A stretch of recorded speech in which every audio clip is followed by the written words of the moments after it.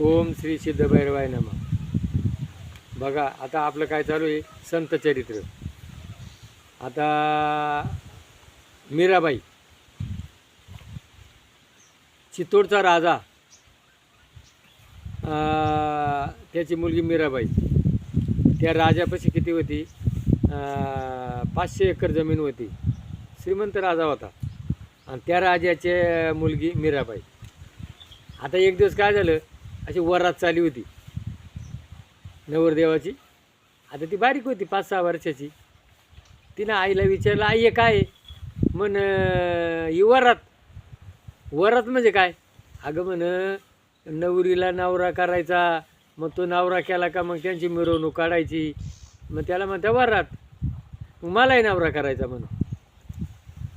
आता त्या मुलीला 6 वर्षाची मुलगी, मग आता तिला नवरा कोण? मग आता तिनं काय सांगितलं, अगं तुझा नवरा आहे ना, त्यांच्या घरात एवढी अशी मूर्ती होती, 3 फुटाची कृष्णाची मूर्ती होती. हा कृष्ण तो नवरा. बस तिनं जेव्हा डोक्यात घेतलं, ती सकाळची उठायची, उठल्यानंतर आंघोळ केली का त्या मूर्तीला आंघोळ घालायची, नंतर त्याला जेवू घालायची, त्याला चहा पाजायची, आणि बस तिचा नित्यनेम सुरू झाला. बघा काय सांगितले संतांनी, नित्यनेम नामी तो प्राणी दुर्लभ, लक्ष्मी वल्लभ तया जवळी. सतत ज्याचा नित्यनेम असतो ना, त्या नित्यनेमाला महत्त्व आहे. आज जीवनामध्ये आपल्या काय झालं, नित्यनेम राहिला नाही, आपल्या जीवनाला किंमतच नाही. आणि जेवढे संत होऊन गेले, त्यांचे काय, देह जावो अथवा रावो, पांडुरंगी दूढ भावो, नित्यनेम काय सोडला नाही त्यांनी, म्हणून त्यांची आज आपण पूजा करतो. आणि मग तिचा नित्यनेम चालू होता, कृष्ण माझी माता, कृष्ण माझा पिता, बंधू बहिणी चुलता, कृष्ण माझा. सगळं जीवन तिनं त्या कृष्णाला अर्पून दिलं. आणि मग ती मोठी झाली. मोठी झाल्यानंतर आता मुलगी जर या वेळेला 16, 17, 18 वर्षाची मुलगी झाली, म्हणजे मग तिचं लग्न करावं लागतं. आईबापांना त्याची काळजी असते. आणि मग ते काय म्हणा, आता मीराबाईचं लगीन करायचं. तिनं सांगितलं, माझं लगीन करायचं नाही, माझा नवरा आहे. म्हण तुझा नवरा कोण? म्हण माझा नवरा कृष्ण. मम्मीनं मला सांगितलं ना, आईना, माझा नवरा कृष्ण.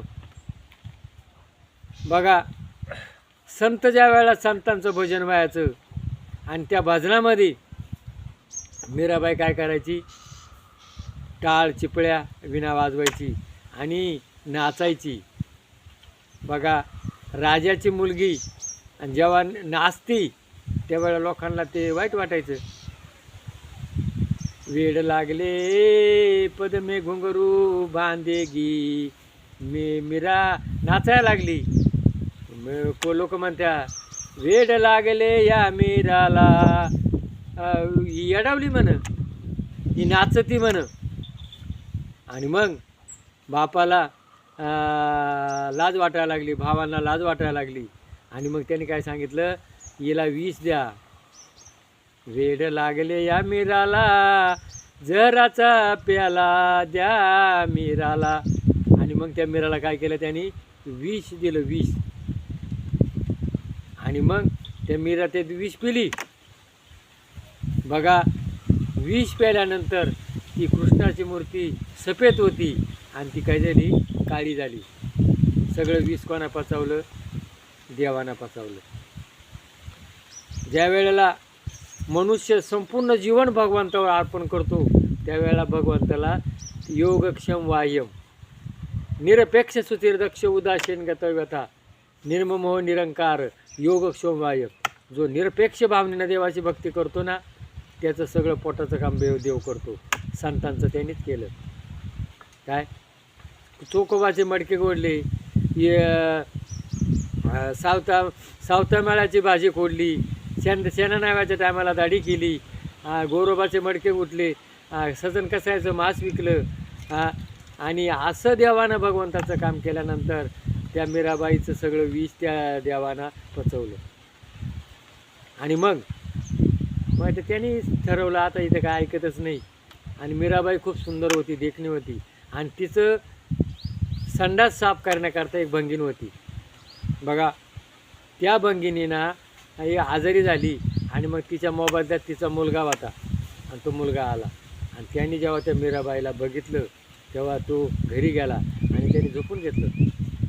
मग आई म्हणे, तुला काय झालं? म्हणे, काय नाही म्हणे.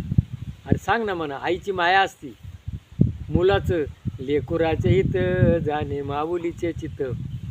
कशी आई असते ना, त्या लेकराचं हित काय असतं ते ती पाहत असते. पण आज आहे ना, या बेमान दुनियामध्ये, कलियुगामध्ये आईची किंमतच राहिली नाही. मम्मीला अक्कल नाही, पप्पाला अक्कल नाही, बायको केले का आईबाप वृद्धाश्रममध्ये.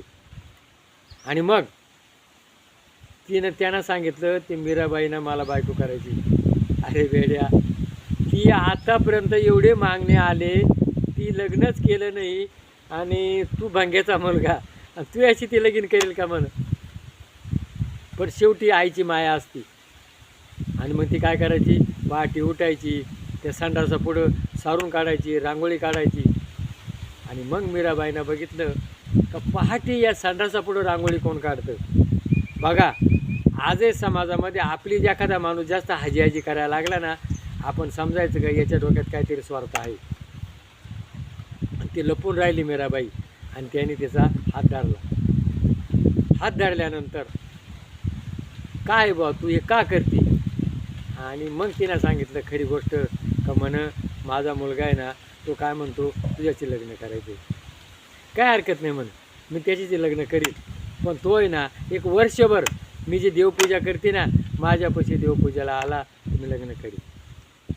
आणि तिने जाऊन त्या आईना मुलाला सांगितलं. आणि मग तू म्हण वर्ष नाही, मी 2 वर्ष भजन करेल म्हण. जसा भस्मासूर याला म्हणला होता ना मोहिनीला, मी माझी लग्न कर, मोहिनी म्हणली होती, तर तो म्हणे तुला नाचावं लागेल. आणि मग तो नाचायला तयार झाला. कमरा वाटिवला, गुडघ्या वाटिवला, डोक्या वाटून भस्म झाला. तसा हा म्हणे मी 2 वर्ष पूजा करील. आणि ज्या वेळेला मीराबाई भजन करायची त्यावेळेला तिथं जाऊन बसायचा. 1 दिवस झाले, 2 दिवस झाले, 4थ्या दिवशी त्याचं हृदय परिवर्तन झालं आणि त्याने मीराबाईचे पाय धरले. म्हण, तू माझी बहीण आहे, मला काय तुझ्याचे लग्न करायचं नाही. बघा, संत संगतीने थोर लाभ झाला. अशी संगत जर असली ना, तो दुर्जन माणूस असला ना, तो सज्जन होतो. मग आजच्या मुलीने काय कोणाचं चरित्र घ्यायला पाहिजे. मीराबाई, जनाबाई, ताराबाई, सीता, सावित्री त्या कशा वागल्या. भामती, खंडनखंड भामती, त्या खंडनखंड भामतीचं लग्न झालं होतं. 36 वर्ष नवऱ्याची सेवा करत होती. तो वाचस्पती लिखाण करतो होता. आणि एक दिवस दिव्याची वात इजली, तेव्हा तिने वात लावा गेली, तेव्हा तिनं माहितलं मग माते तू कोण. अहो मी तुमचं लग्न आहे ना, माझं लग्न केलं. म्हणजे 36 वर्ष नवऱ्यापाशी ती राहिली होती. हे चरित्र घेणं आजच्या मुलींना गरज आहे. मग आजच्या मुली काय करतात, या मोबाईलच्या नादी लागून जीवन बरबाद करतात. काय आईबापाला सोडून पळून जातात. अरे नाशिवंत दे, विषयाचे समसुख बेगडाचे बाहुली, आभराची सावली जायलेला या. आणि या क्षणिक विषयाकरता जीवन बरबाद करतात. म्हणून आजच्या जीवनामध्ये मीराबाई, जनाबाई हे जे चरित्र आहे हे मुलींच्या कानावर जायला पाहिजे. आजच्या राहिलं नाही.